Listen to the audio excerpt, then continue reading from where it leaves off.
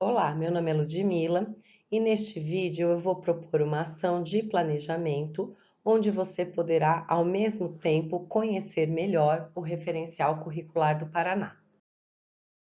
Primeiramente, é preciso destacar que lá na página 33 do documento, a gente vai encontrar os 6 direitos de aprendizagem que fazem parte da Base Nacional Comum Curricular, e estes estão relacionados com os 3 princípios que estão presentes nas diretrizes curriculares nacionais para a educação infantil.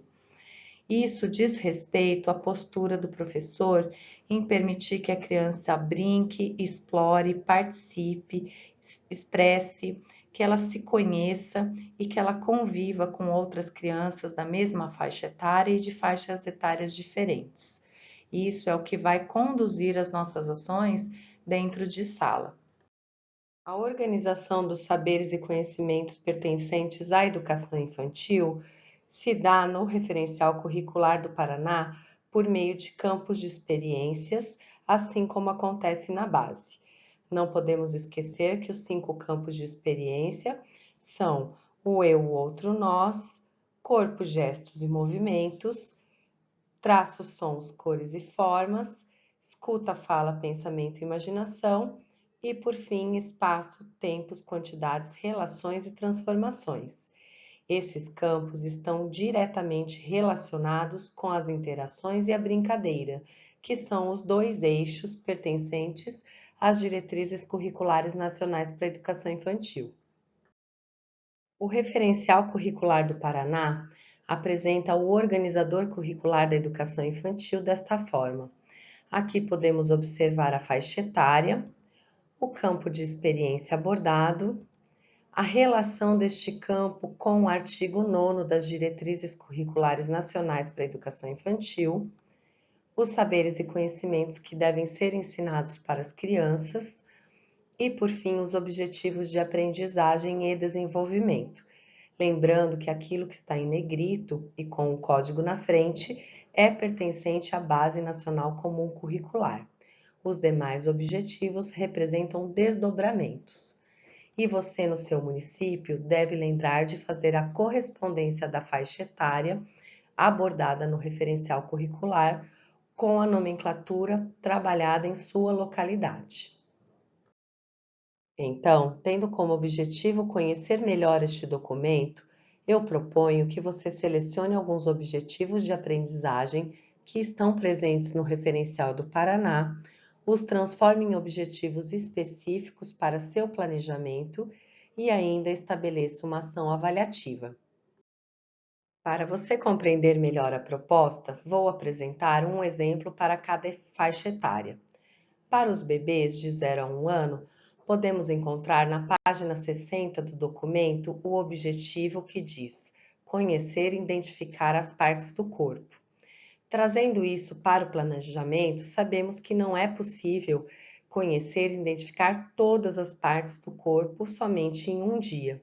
Então, eu posso planejar para um dia conhecer e identificar o nariz e ainda estabelecer uma ação avaliativa de: ao se observar no espelho, a criança consegue identificar seu próprio nariz? Como que isso acontece? Reparem que o movimento é olhar para o objetivo de aprendizagem, traçar um objetivo específico e uma ação avaliativa. Isso nós não estamos levando em consideração a metodologia e os materiais utilizados. Então, para o C1, nós temos o seguinte exemplo: participar de situações que envolvam o rasgar, o enrolar e o amassar. Isso no planejamento poderia ficar rasgar diferentes papéis. E ainda, como avaliação, o professor poderia observar: as crianças conseguiram rasgar os papéis? Como foi realizado esse movimento? Para as crianças bem pequenas de 2 anos, podemos selecionar o objetivo: manipular jogos de encaixe e de construção explorando cores, formas e texturas. Isso no planejamento poderia ficar: encaixar peças de montar de acordo com as cores iguais.